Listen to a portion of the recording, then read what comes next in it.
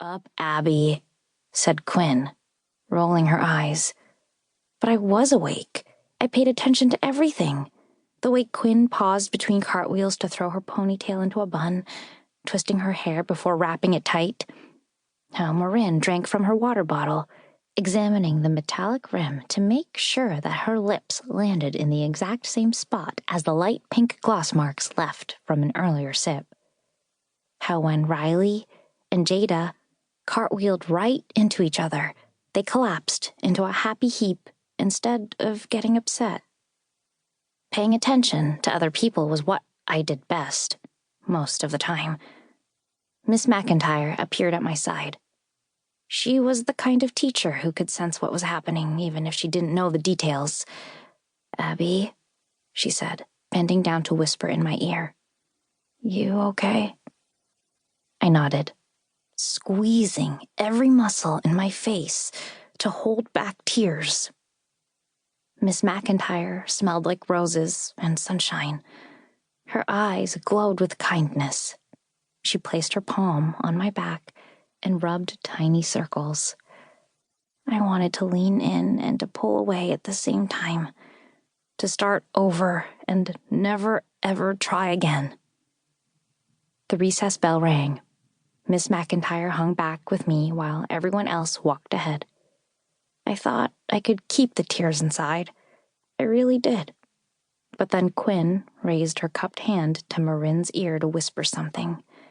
Quinn glanced back at me before repeating the motion with Riley. Quinn's gaze was a laser that shot straight into me. Once the tears started, I couldn't stop them. I stood at the edge of the field crying into the arms of my favorite teacher while everyone else in my class walked back into school. 2. That night, a note from Miss McIntyre was paperclipped to the back of my vocab quiz. "Abby, I know you had a hard day. If you could see my journal from when I was your age, the pages are filled with so many hard days. Sometimes I read what I wrote and wonder how I survived 5th grade. But I did survive. And you will too.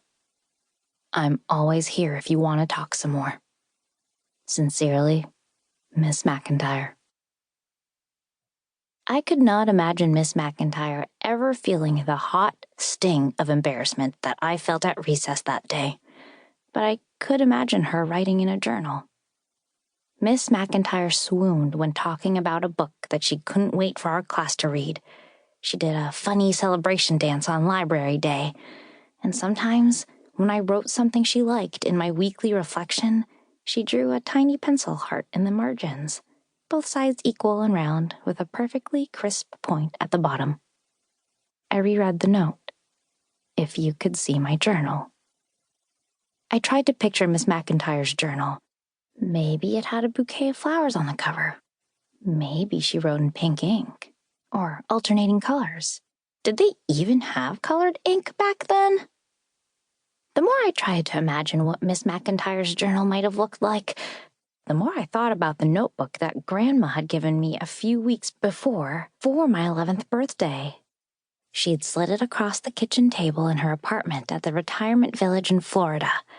I'd flown down all by myself from New York to spend the weekend.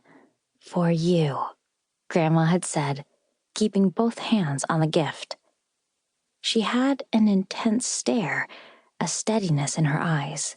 Like she was not only looking at me, but looking into me. I lifted the present into my lap, grateful to have something to focus on other than her face. Sometimes Grandma's gaze made confetti bombs of excitement explode in my belly. A sparkle in her eyes signaled that she saw the whole of me and loved me just the way I was.